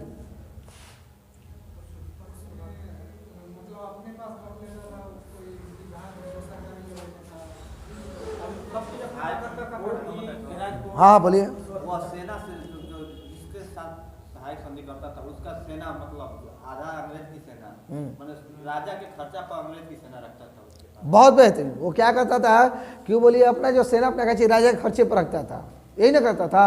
और इसके अलावा ये क्या करता था, ये भी करता था कि जितना भी पावर है बाकी सब हमको दे दो, और तुम बस खाली अपना नाम मात्र का शासन करो, यही होता था सहायक संधि में। तो ये भी अपना हो जाता है। अब देखिए तो ब्लेजली पढ़ लिया ना जी, तो ब्लेजली के समय ये बताइए चौथा अंग में शुरू किसका समय होता है, ब्लेजली। क्या बोले हैं, चौथा अंग में शुरू किसका समय होता है, ब्लेजली के समय ही होता है। तो ब्लेजली का कार्यकाल कब से कब था जी, बता दीजिए आप लोग। 98 से 5 तक ना है, इसका क्या है 1798 से लेकर के 1805 तक है। तो अब आज हिस्ट्री में हम लोग यहीं रोकते हैं ना। चलिए आइए फ्रेंड्स, देखिए हम आपको भी बताते हैं, कल आपका होमवर्क है और बिल्कुल दिल थाम के बैठे रहिए और होमवर्क एकदम बिल्कुल बेहतरीन तरीके से पढ़िए। फर्स्ट बात ये बोला है कि एक होता है कि आलस, बिल्कुल आलस को हटा दीजिए, ठीक है। तो देखिए आप लोग हम क्या बोलते हैं, कल आप लोग का वर्क है, एक दिन में ये इसको इसी में पूरा टाइम खींच लेगा, तो कम ही कम दो ना, ताकि अपना उधर साइंस वाले ही पढ़ते रहे। कल आप लोगों को सुनिए बताते हैं वो वर्क जानते क्या है। कल आप लोग का वर्क है रिपन तक पढ़ लेना, ठीक है। कहाँ तक पढ़ लेना है, रिपन तक पढ़ लेना, ठीक ना। रिपन अगर नहीं आता तो रिबन तक पढ़ लेना, ठीक ना। कहाँ तक, हाँ रिपन तक पढ़ लेना, ठीक है। हाँ रिपन तक, कहाँ से, ब्लेजली के बाद से, साइंस नहीं, साइंस में जानते टाइम ज़्यादा चले, थोड़ा सोच ले, करंट आप लोगों से पूछ लेते हैं। आइए करंट के लिए रेडी है जी, हाँ सभी लोग ना, बहुत बेहतरीन। हाथ उठाइए तो क्या क्या पढ़ कर आया है, देखो कोई नहीं पढ़ कर आया। क्या कर रहे थे राजू जी, अच्छा हाँ हाँ सेटिंग कर रहे हैं, ओह रूम सेटिंग कर रहे हैं यार, तो बोल रहे सेटिंग कर रहे हैं भाई, क्या कीजिएगा। तो ये करंट कहाँ तक पढ़ना था, 45 से 50, बहुत बेहतरीन। आइए 45 से 50, तो 45 से जानते हैं 47 तक ही चलते हैं, ठीक ना, क्योंकि टाइम, हाँ क्या हो गया, बोलिए। तो ये बताइए भारत का पहला स्पोर्ट्स यूनिकॉर्न कौन सा बना है, CSK, ठीक ना। क्या बोले, तो ये बताइए CSK के कैप्टन कौन है जी, महेंद्र सिंह धोनी। हाँ क्या महेंद्र सिंह धोनी ना है, हाँ चलिए ठीक है। तो अगला बात ये कि भारत का 100वां यूनिकॉर्न कौन सा है, भारत का 100वां यूनिकॉर्न कौन सा है, कर्नाटक का अपना एक नया बैंक है जिसका नाम है ओपन, ठीक है, ये भारत का 100वां यूनिकॉर्न है। तो बताइए यूनिकॉर्न के मामले में भारत का स्थान क्या है? तीसरा, बहुत बेहतरीन। अब पहला पर कौन है जी? और दूसरा पर चाइना। पहला पर अमेरिका और दूसरा पर चाइना है, ठीक है, बहुत बेहतरीन। तो अगला ये बताइए विश्व का सर्वप्रथम 3 ट्रिलियन वाली कंपनी कौन सी बनी है? एप्पल। विश्व के बोलिए, विश्व के तीसरा क्या बोले हैं 3 ट्रिलियन कंपनी कौन? एप्पल बनी है। ऐसा कि भारत का अर्थव्यवस्था 2025 तक कितना लक्ष्य रखा गया है? 5 ट्रिलियन।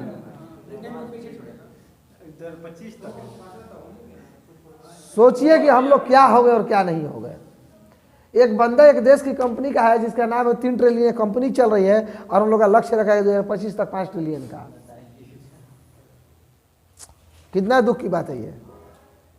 अच्छा तो एक बात बताइए विश्व की पहली कंपनी कौन सी है जिसको 1 ट्रिलियन का बोलिए अपना, हाँ 1 ट्रिलियन जिसने अपना बेचा था बोलिए उसको लॉस हुआ है? अमेजन, हाँ उसका बोलिए 1 ट्रिलियन का शायद लॉस हुआ है। तो चलिए अगला इस क्वेश्चन बताइए स्विफ्ट क्या पहले फुल फॉर्म बताइए आप लोग। SWIFT स्विफ्ट का फुल फॉर्म बोलिए।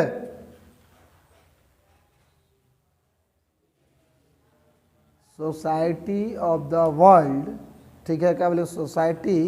सोसाइटी फॉर द वर्ल्ड, ठीक है, society for the world internet facility telecommunicating, ठीक है। इसका मुख्य उद्देश्य क्या है? पहले स्विफ्ट में जानते हैं क्या कहता है? स्विफ्ट बोलिए अपना एक ग्रुप है, इसके सदस्य जो होते हैं ये बोलिए अपना काची पैसे से अपना काची लेन देन, हाँ लेन देन से अपना क्या बोलते हैं, हाँ कारोबार से संबंधित है। तो ये बताइए स्विफ्ट से किस देश को निकाला गया है? रसिया को। और ये बताइए यूरोपीय संघ ने किस देश को आतंकवाद प्रायोजित घोषित किया है? रसिया को। और ये बताइए WTO से अपना कौन हटा है? रसिया ही हटा। WTO वर्ल्ड ट्रेड मत समझ लीजिएगा, वर्ल्ड टूरिज्म समझिएगा, ठीक ना। किसको हटाया गया है? रसिया को ही। बहुत बेहतरीन। तो अगला जो क्वेश्चन आपका पर ये रहा, ये बताइए भारत का, ठीक ना, निर्यात कितना अरब डॉलर है? हाँ बहुत सुंदर। भारत का निर्यात अरब डॉलर जो है वो अपना 400 अरब डॉलर है, ठीक है। कितना है? 400 अरब डॉलर है। तो ये बताइए भारत को अपना किस देश को सबसे अधिक निर्यात करता है? किसको? अमेरिका को। और दूसरा पर कौन है? सही में है? दूसरा पर UAE है। और जो तीसरा पर चाइना दे रहा हूँ, चाइना वाला हमारा डाउट है। तीसरा में हम पिछला बार पढ़े थे कि नीदरलैंड। भारत का तीसरा सबसे बड़ा बोलिए भारत का तीसरा सबसे बड़ा आयातकर्ता, ठीक ना, भारत का तीसरा सबसे बड़ा आयातकर्ता नीदरलैंड बना था, हम ये पढ़े थे। इसके बारे में डिटेल्स देख लेंगे, टाइम नहीं था मेरे। तो ये बताइए भारत में पहली बार, ठीक है, कल भारत में पहली बार ये बताइए ग्रीन हाइड्रोजन, ठीक है, कल green hydrogen fuel cell electric vehicle को किसने लाया है? किस कंपनी ने? करंट आप पढ़े ना जी? इधर हाथ कोई उठाए? क्या उठाए? आप गोपाल जी पढ़े ना? आप पढ़े हैं? आप उठाए हैं?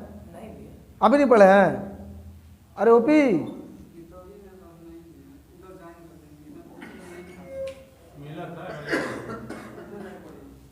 आप, अरे आप हाथ उठाए बोलिए। ये जो टोयोटा की कंपनी है, टोयोटा कंपनी है और ये जानते हैं दिल्ली में की जाएगा, ठीक ना। क्या बोले हैं? भारत का पहला ग्रीन हाइड्रोजन सेल, भारत का पहला green hydrogen fuel cell electric vehicle, ये कहाँ पहले स्थापित इसका कंपनी कहाँ किया है? ये दिल्ली में स्थापित किया है। और जो व्हीकलवा का नाम उसका जानते हैं क्या नाम? व्हीकलवा का नाम टोयोटा मिराई। क्या नाम है? Toyota Mirae.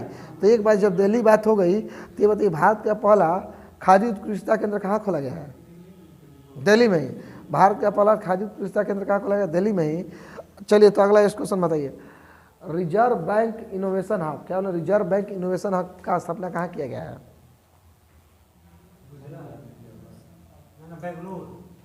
बेंगलुरु में। बहुत सुंदर। तो ये बताइए भारत का पहला आर्ट पार्क का स्थापना कहाँ किया गया? आर्ट पार्क, ARTPAR की आर्ट पार्क बेंगलुरु में ही। बहुत सुंदर। हाँ तभी बताइए आर्ट पार्क का फुल फॉर्म हाँ बहुत आर्ट पार्क का फुल फॉर्म बताइए।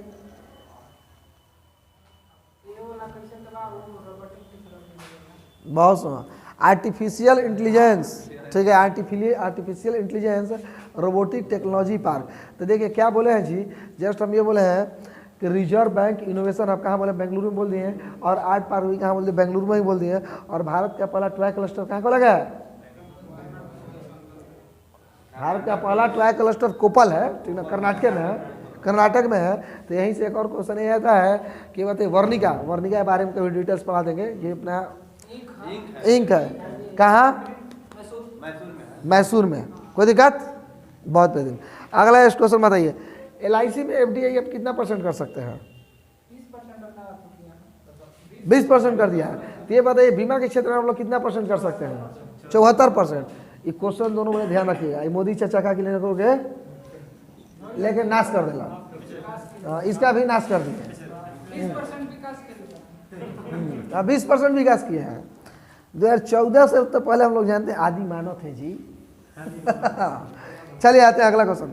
ये बताइए स्वचालित ट्रेन प्रणाली का नाम क्या रखा गया? पहले बताइए स्वचालित ट्रेन प्रणाली का नाम क्या रखा गया है? स्वचालित ट्रेन प्रणाली का नाम क्या रखा गया है? कवच। ठीक है, क्या बोले हैं? स्वचालित ट्रेन प्रणाली का नाम क्या रखा है? तो सुरक्षा। तो आप लोग जैसे जानते हैं जब ट्रेन हो गया तो ये बताइए भारत का पहला कार्गो टर्मिनल ट्रेन कहाँ चला है? वो आसनसोल में। कहाँ? थापर नगर। वो आसनसोल में थापर नगर। तो चलिए जब ट्रेन से तो बताइए मिताली एक्सप्रेस कहाँ से कहाँ चला है? बहुत से बोलिए बहुत से जलपाईगुड़ी से ढाका। बहुत से बताइए खुलना एक्सप्रेस कहाँ से कहाँ चला था? बोलिए कोलकाता टू खुलना। ठीक है, हाँ, कोलकाता टू खुलना। तो आप जस्ट यहीं से चलिए ट्रेन से आ गए। एक और ट्रेन से आपके क्वेश्चन ये रहा। अभी बताइए टॉय ट्रेन चलाया गया है कहाँ पर? बताइए। अरे बाबा बोलिए, आप लोग टॉय ट्रेन चलाया गया है तो कहा सोच क्या रहे हो? आप लोग पीछे पढ़ लिए होंगे, हम उम्मीद करते हैं। आज सब भुला गिना जा फिर एकरो में। अरे मिथिलेश क्या हाल है? बुक वाली है?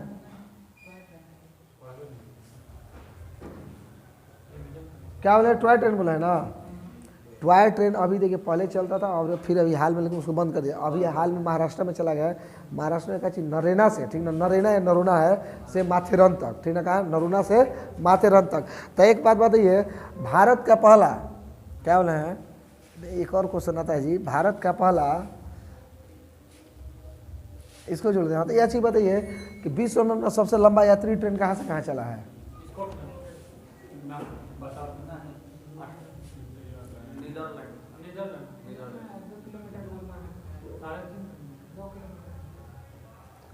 क्या बोले कि विश्व में सबसे बड़ा यात्री ट्रेन कहाँ बोले आप लोग? नीदरलैंड। कहा जी गुरु? बहुत सुंदर। क्या दीनानाथ जी क्या बोलिएगा आप? अब देखिए गद्दारों में नाम आएगा पढ़ाई के मामला में तो सबसे पहला अगर हम लग रहा है पूरा बिहार में रिजल्ट निकलवाए हैं तो आप लोग का बोलिएगा जी रैंकिंग में टॉप 10 में आएगा। सही बोल रहे हैं आप लोग का? क्या आएगा रैंकिंग में? बोले टॉप 10 में आएगा स्विट्जरलैंड में। तो हम नहीं ना सुने हैं?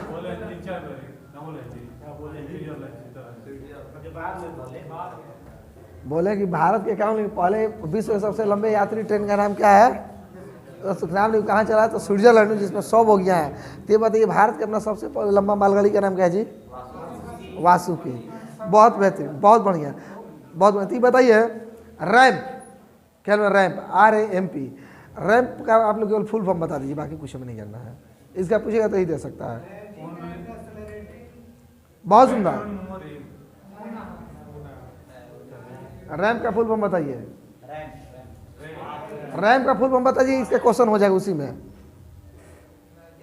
राइजिंग एंड सुनिए राइजिंग एंड एक्सेलरेटिंग, ठीक है, MSME, ठीक है, MSME नहीं, MSME परफॉर्मेंस, ठीक है, rising and accelerating MSME performance. इसका प्रयोग, इसको अपने जानते किस लिए लॉन्च किया गया है?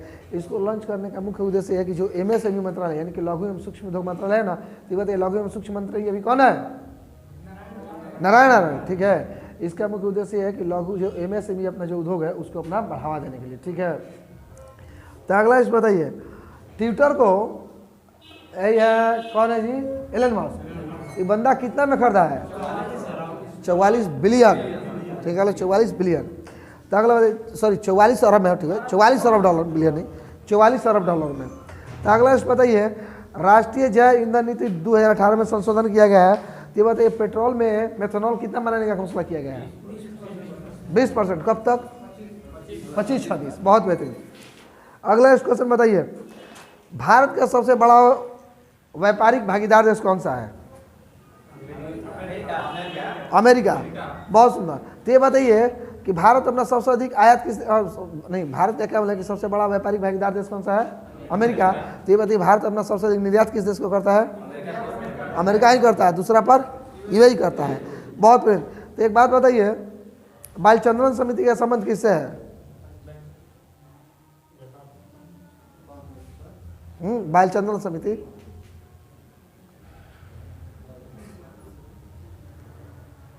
अरे बोलिए ना लोग फट से।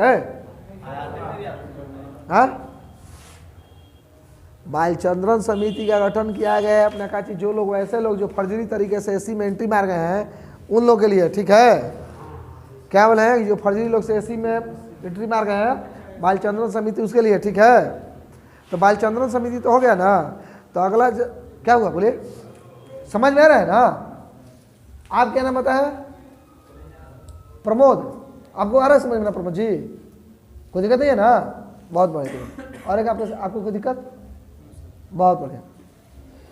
हाँ, तो क्या बोले हैं कि ये अपने तो ये बताइए, बीपी कानूनगो समिति का संबंध किससे है?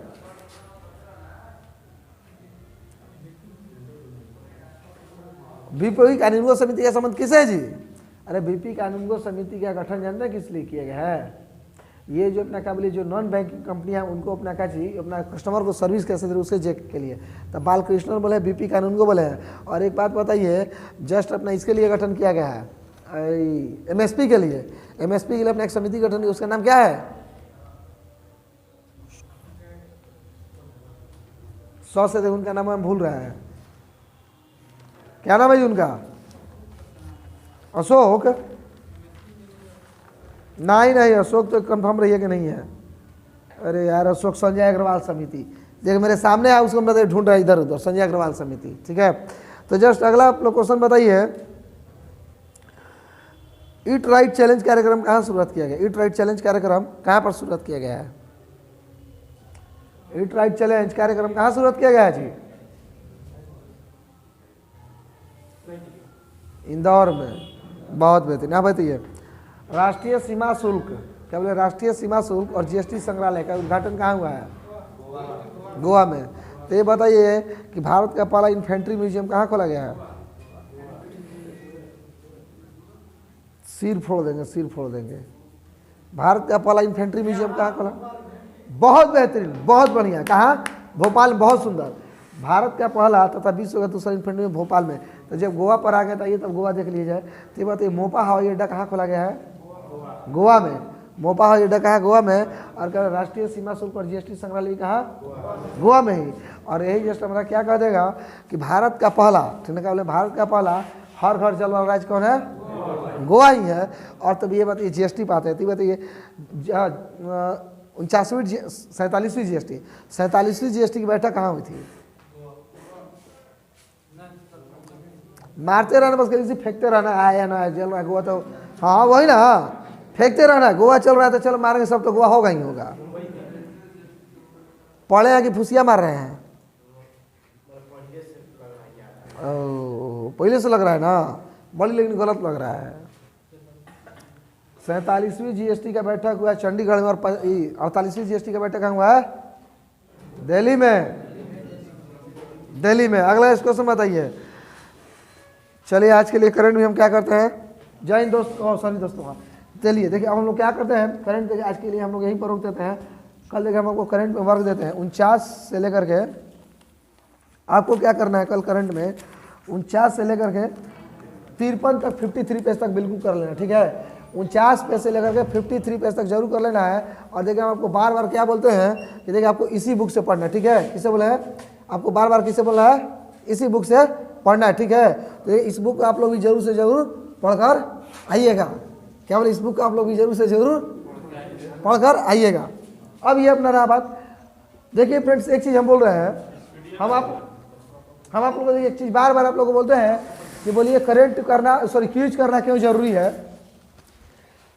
देखिए इस पर कभी हम बहुत बेहतरीन तरीके से बोले हम एक वीडियो बनाकर डाल देंगे।